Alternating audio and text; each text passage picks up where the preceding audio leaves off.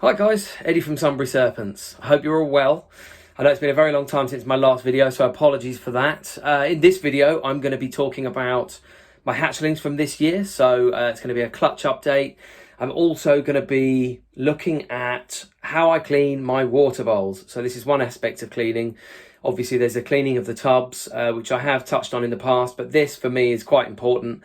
Giving your animals fresh water, regular fresh water.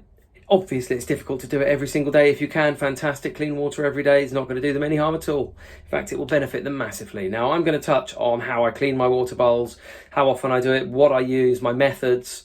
This is my own personal technique. It works for me. It might not work for other people, but for me, I feel it's such an important thing. And in the past, I have to admit, I have been lax in terms of my water, in terms of giving them clean water when they've needed it. So I'm guilty.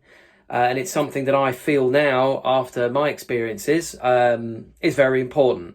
So I shall be touching on those sorts of things. Also, we'll be having a look at pairings from this year. So I say this year, next season. So I've already started pairings. There's, as you can see behind me on the board, I've got a few pairings there. I've got another little list. So I'll go through a few of those and hope you guys enjoy this video. And I'm really looking forward to that because I've hatched clowns in the past. And it's just an amazing feeling. Obviously, hatching everything's an amazing feeling, but this clutch for me is going to be particularly good.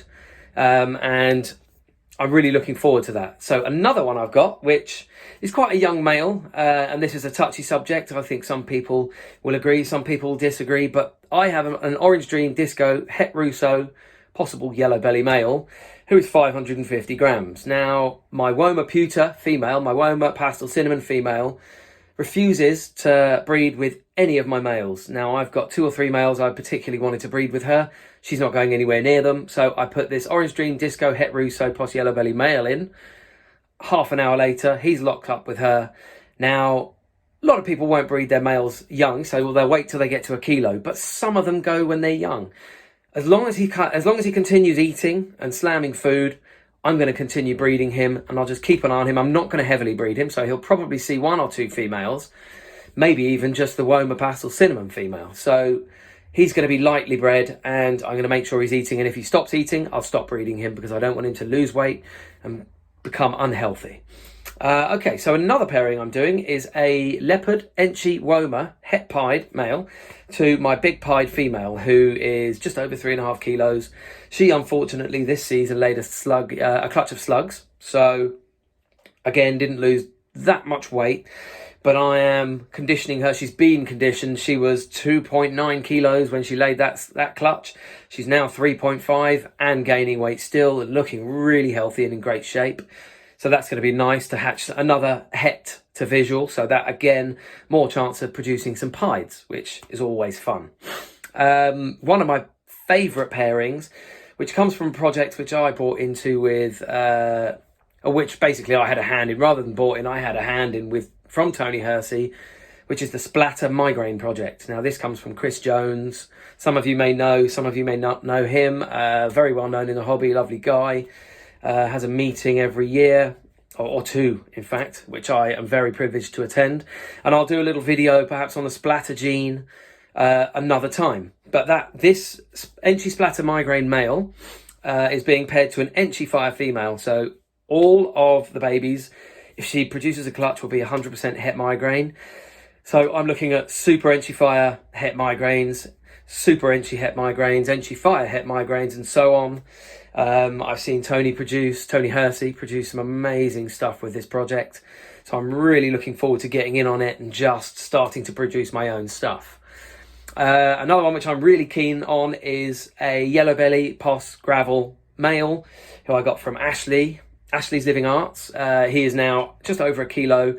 He's had his first pairing with a Yellow Belly Aurora female. So if he proves out to be Yellow Belly, I might get some nice ivories. If he proves out to be Gravel, I might get some highways. So again, another really cool clutch, and I'm really looking forward to seeing what comes of that. And clearly, it all depends on whether the female goes, whether the males lock up.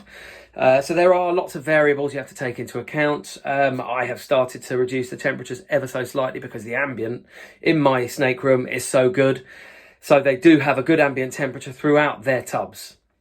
Anyway, so a couple more females. There's obviously my large motley clown female, who again last year laid 6 slugs, 4 eggs, 2 which died, and 2 which you may have seen on my Instagram, which I'll leave a link below the video. Go and check them out. A pair of female clowns. This was a retained sperm clutch. So she laid slugs, retained sperm. I'm really hoping this season she'll give me a full clutch, because if she gives me 10 eggs, that would be absolutely amazing. She's such an amazing girl. And I'm pairing my Malum, Hidden Gene Woma, Leopard, Het Pied to the clowns. So I'm going to have 100% Het clowns, Pos Het Pieds. Now that, again, that's going to be an amazing clutch. I've produced lots of leopards, I've produced clowns, I've produced Het clowns.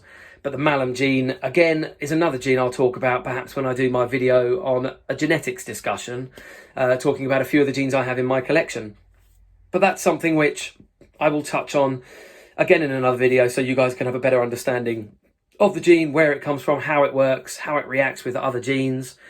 And my final pairing, which is a female I bought from a friend who is now, she's a leopard pastave. She is now 2.4 kilos.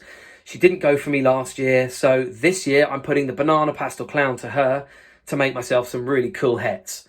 Again, for furthering my own clown project, which I believe is a brilliant way of kind of getting yourself involved in this hobby, is to advance all your projects. Have goals, know where you want to go, produce cool stuff, hold things back, grow them up, breed them, produce wonderful babies. And that is why we're all in it.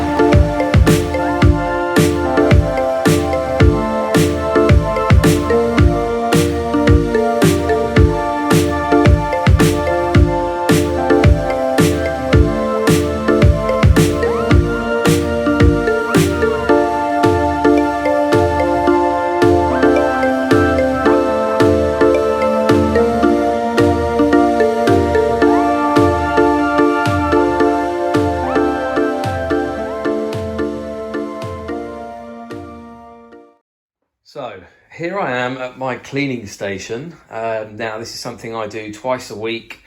I take the water bowls. So these in here, we've got all the hatchling bowls. I've had them in there for about half an hour in warm water, and I use 3 caps. So 3 caps full of Medigard. I put that in, I mix it up, kills all the bacteria, and I leave them to soak for about half an hour, 40 minutes. Once they've done soaking, I take each one individually and use this scouring wire and basically go round the outside, the inside, and then spin it round and get this rim, which often you get quite a lot of crap building up from hard water and just residue. And obviously snakes every now and then do their thing in their water bowl. God knows why, but they like to leave you prezzies in the water bowl sometimes. So they all get disinfected twice a week. I'm doing the hatchlings now, then I'll do the sub-adults and holdback rack, and then I'll do the adult females. Now, using this, it basically just eradicates all the germs.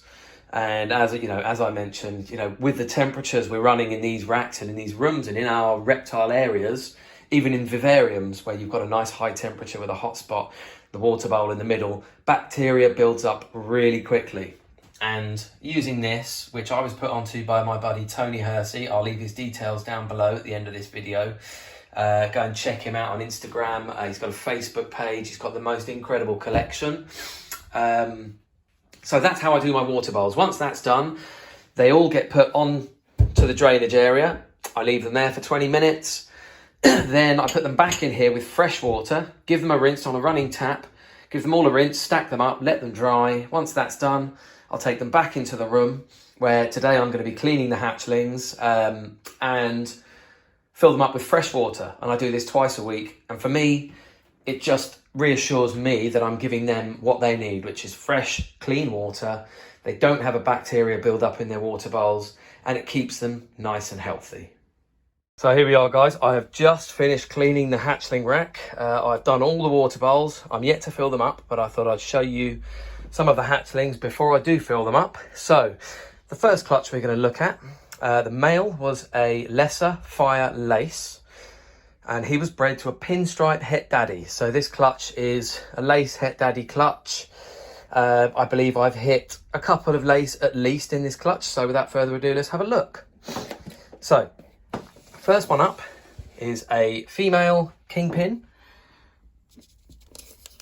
Lovely little thing, doing really well. As you'd imagine, like most hatchlings, bit hissy, bit leery, but that's good. She's a pretty good feeder. She's picking it up.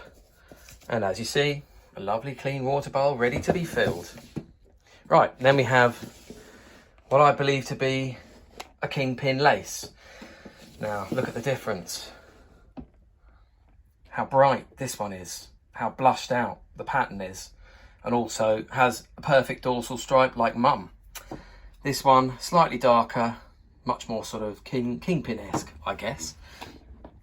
So that's the difference. Two beautiful animals, both females. The lace will be a holdback.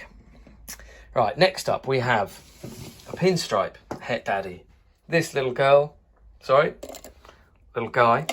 is not feeding particularly well, but still taking down a small meal every 4 to 5 days.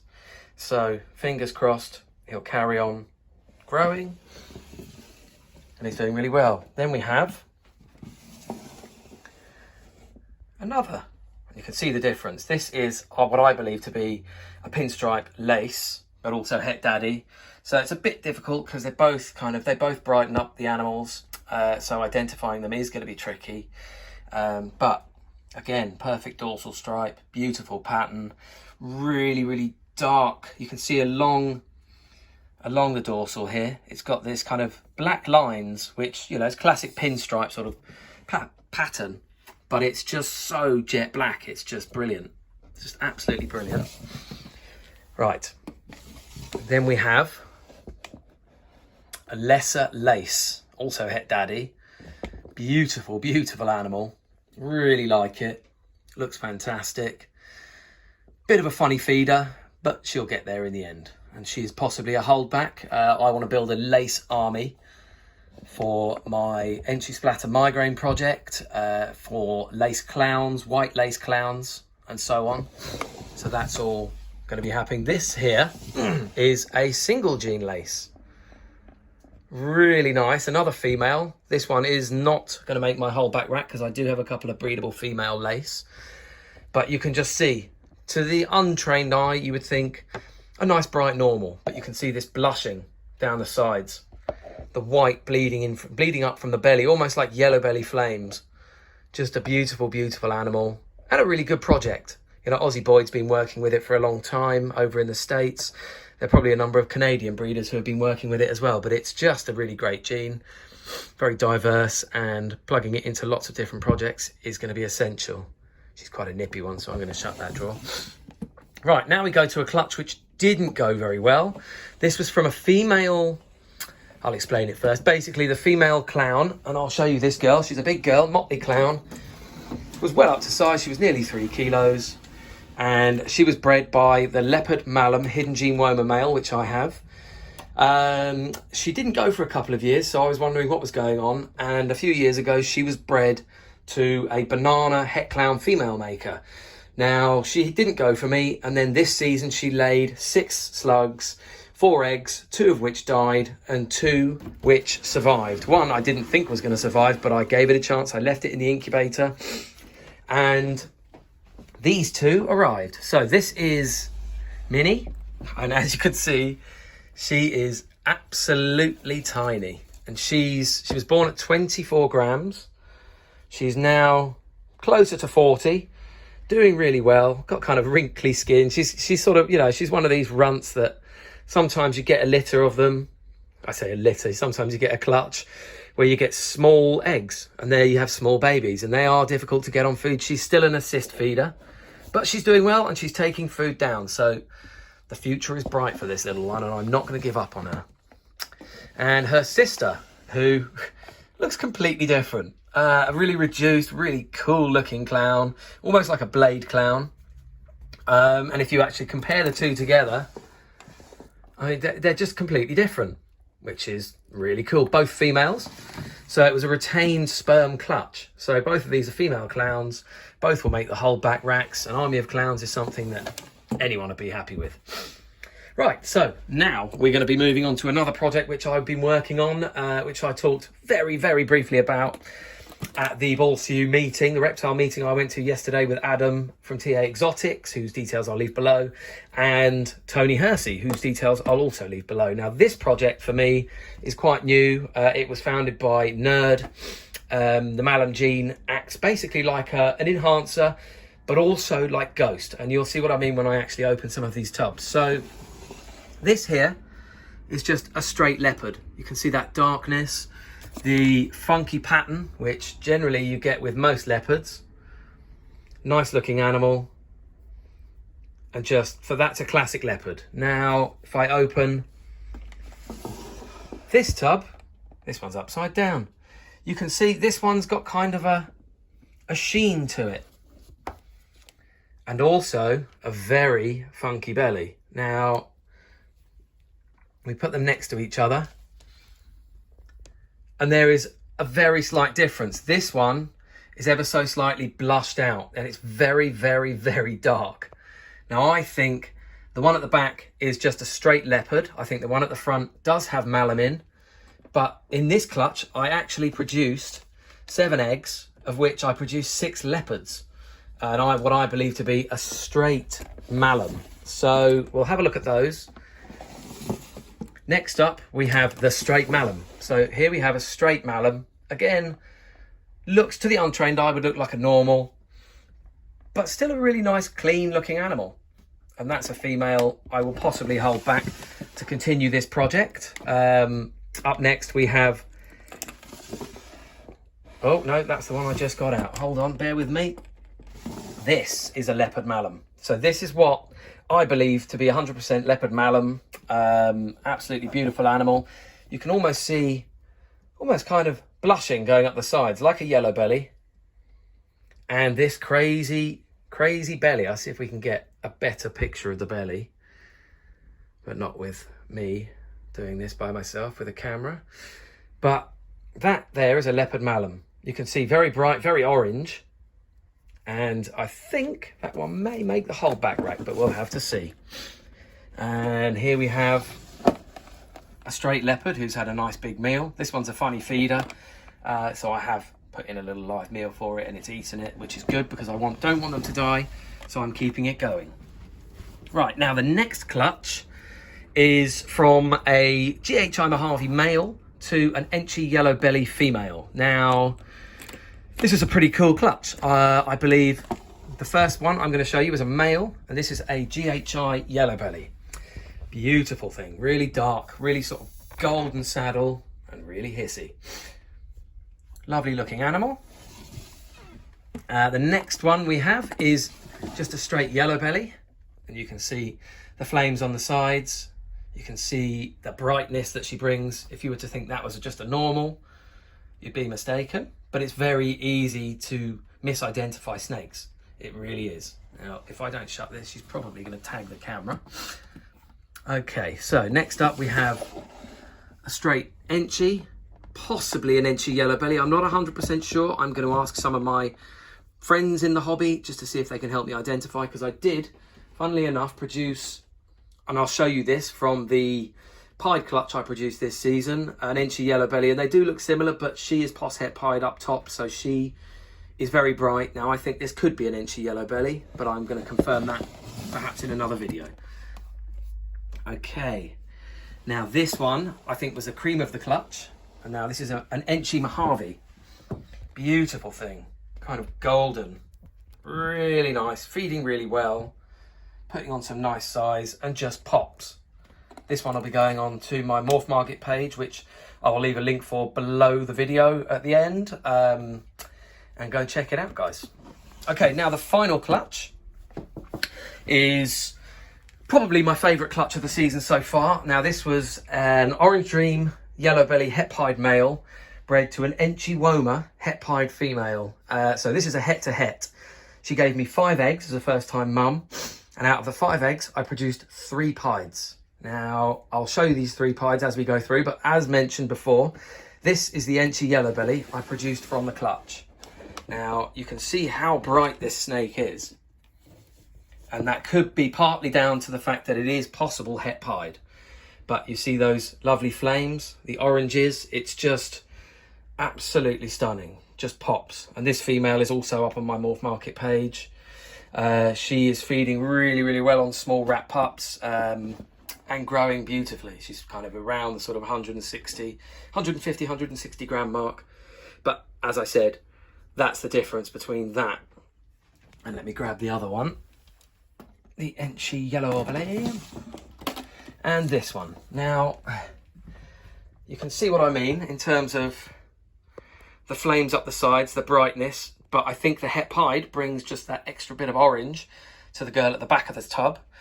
So there is a high possibility that this one could be an Enchi yellow belly.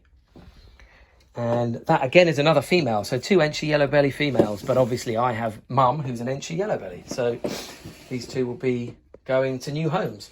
Okay, now the first, this is one of my favourites from this clutch.